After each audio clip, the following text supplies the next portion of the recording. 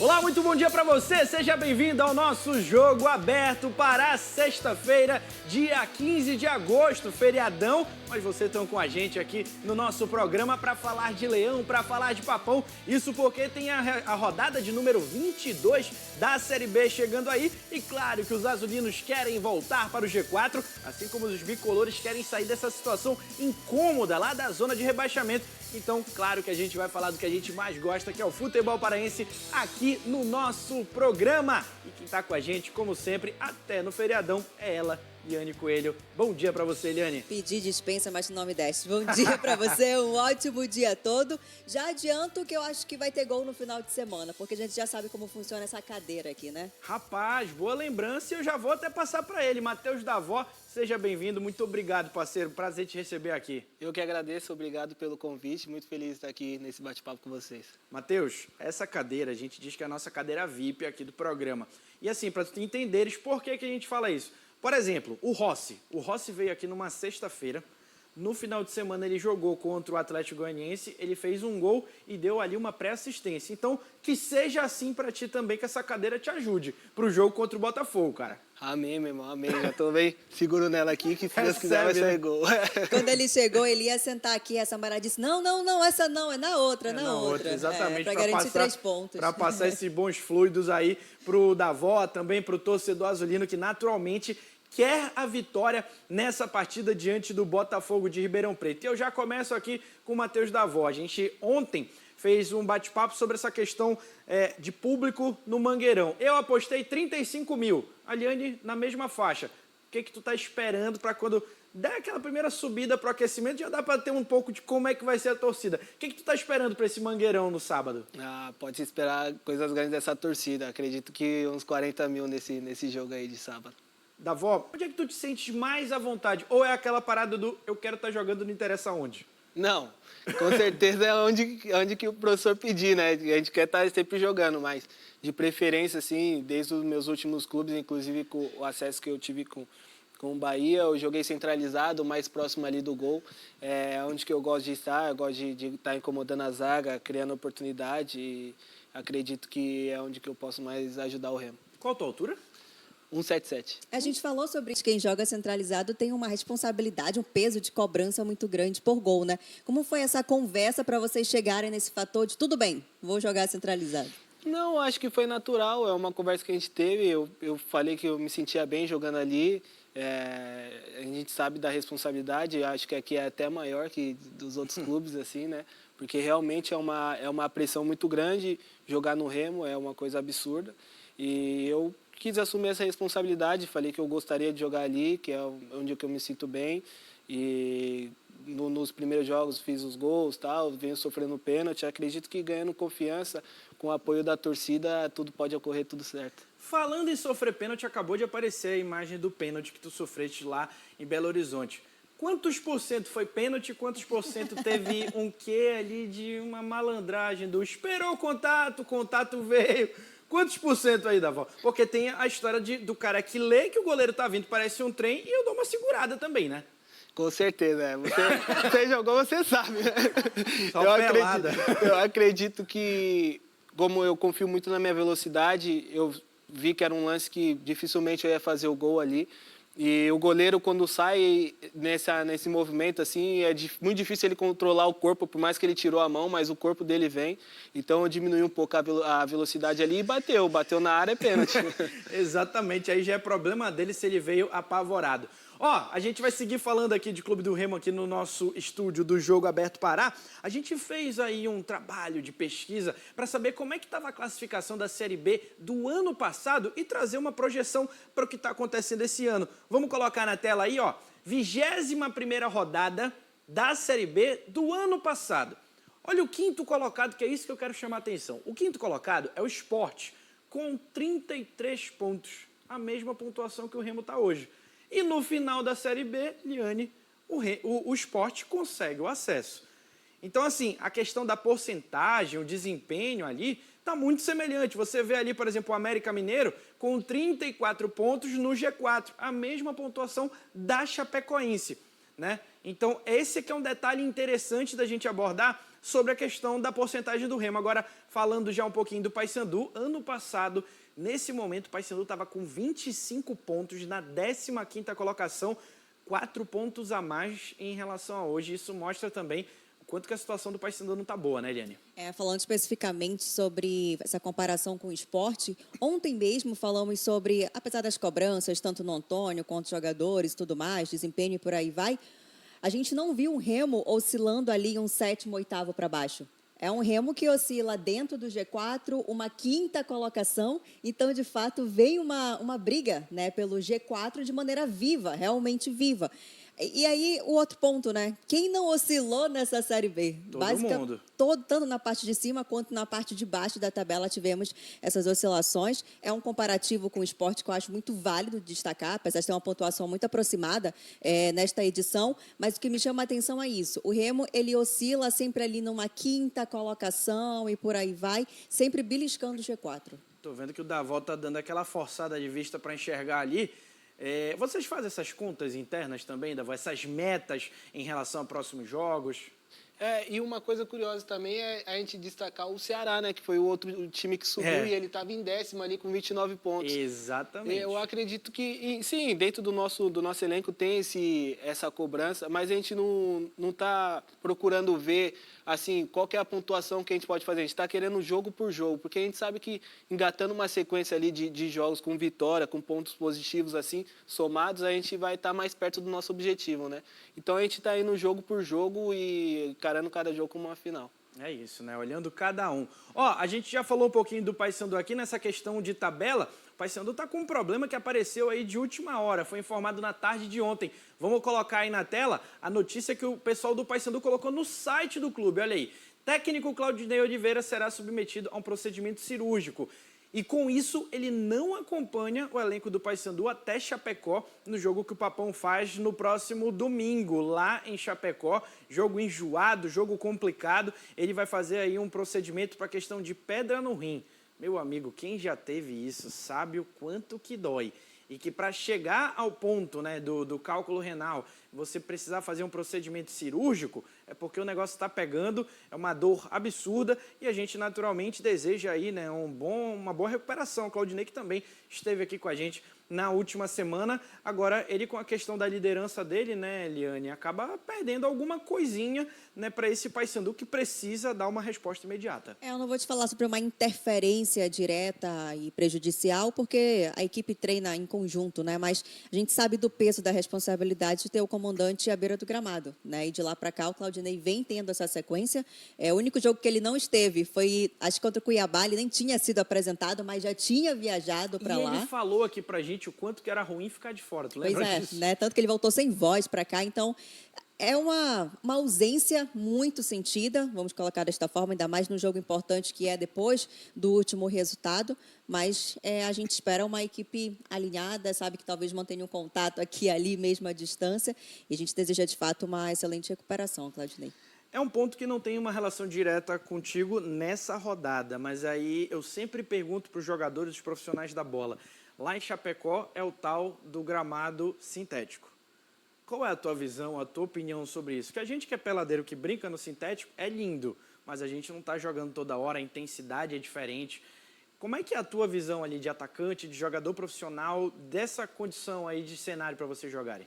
É desesperador, né? A gente vê nesse jogo aí contra a Chapecoense mesmo, que a gente veio com o Luan, que quebrou o dedo do pé, e o jogador deles que rompeu o LCA, né, o ligamento. Então, a gente, né, que joga futebol de campo ali, a gente tem esse receio de estar jogando no piso, porque muda tudo, né? O gramado pelo society. Eu, particularmente, não gosto desse tipo de gramado. Continuamos com 100% de opinião contrária, Eliane. Não apareceu ninguém para falar diferente. Agora, se a gente falou sobre a ausência do Claudinei, também vai ter uma ausência de comando técnico no Remo, né? O Antônio não estará Terceiro cartão amarelo. à beira do gramado, estará com o auxiliar. O quanto isso de fato, Davó, agora de quem entende, não só quem fica falando de futebol do lado daqui, mas de quem joga mesmo. O quão ausência é de fato sentida ter o técnico ou já está tudo alinhado ali durante os treinamentos ao ponto disso não pesar tanto? Olha, acredito que essa parte de estar tudo alinhado é fato. A gente vai até o vestiário ali, ele está junto com a gente. Mas a gente sente um pouco de falta do nosso comando ali, né, dentro de fora do campo ali, dando as estratégias, mas acredito que os auxiliares dele também falam a mesma língua que ele e vão estar preparados para dar o suporte para esse jogo. Literalmente a mesma língua. Aí eu ia entrar nesse ponto contigo, tá? Falar a mesma língua. Teoricamente, todos nós falamos português, né?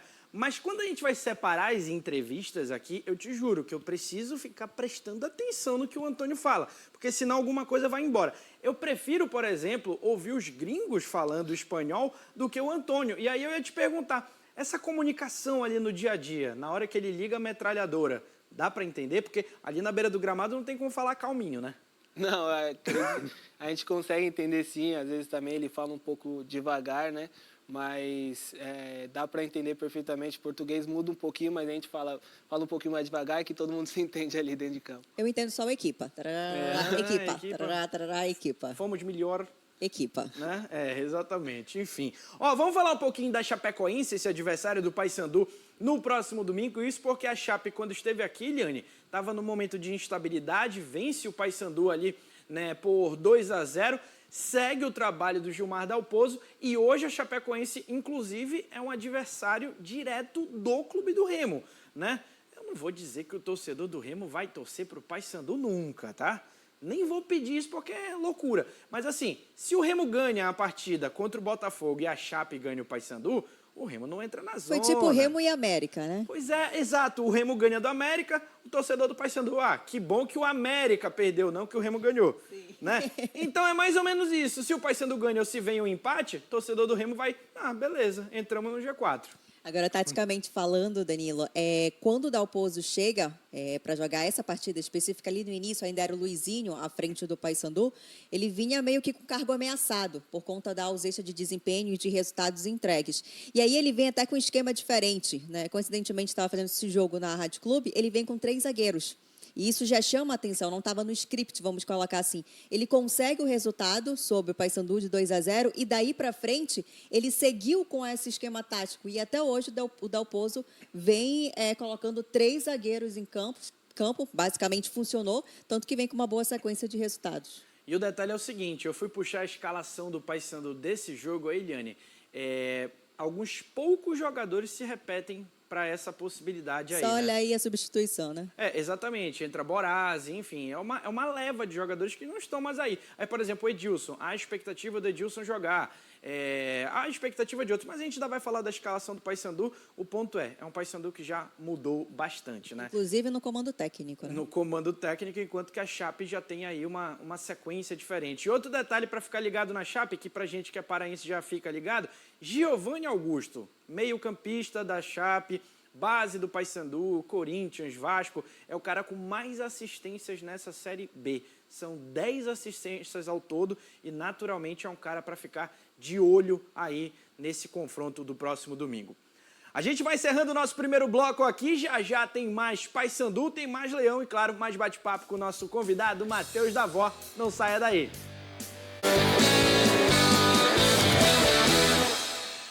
Estamos de volta para o segundo bloco aqui do nosso Jogo Aberto Pará, nesse feriadão, dia 15 de agosto, mas a gente segue falando do que a gente mais gosta, que é o futebol paraense, e a gente já retorna falando da possível escalação do Paysandu para esse jogo de domingo contra a Chapecoense. Vamos colocar na tela aí para a gente poder debater. Olha, Claudinei Oliveira é o técnico, Gabriel Mesquita no gol, Edilson pode e deve reaparecer na lateral direita com Thales Sinovio, fazendo ali a dupla de zaga, com o Heverson na lateral esquerda. Aí tem o retorno do Anderson Leite, que cumpriu, né, a punição de 3 cartões amarelos na última partida. Leandro Vilela com o Denner. Aí que vem o detalhe, tá? Rossi já deve estar à disposição e ele deve ser o cara ali pela ponta, ou então o Marlon, né? Com o Garcês pela esquerda e Diogo Oliveira centralizado. Liane Coelho, desse papão que finalmente pagou o transferban. Há uma expectativa de contratações, mas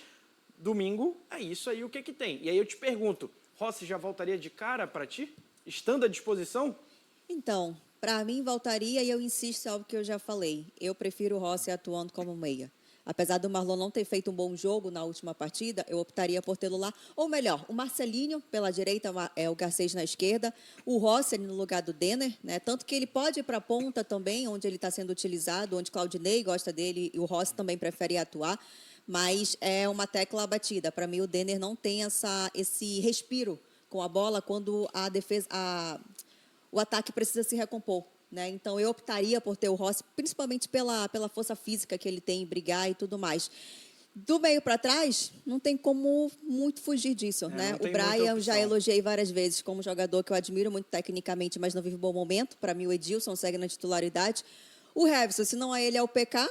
E aí eu acho que é unanimidade o Heverson, nem tem margem para debate.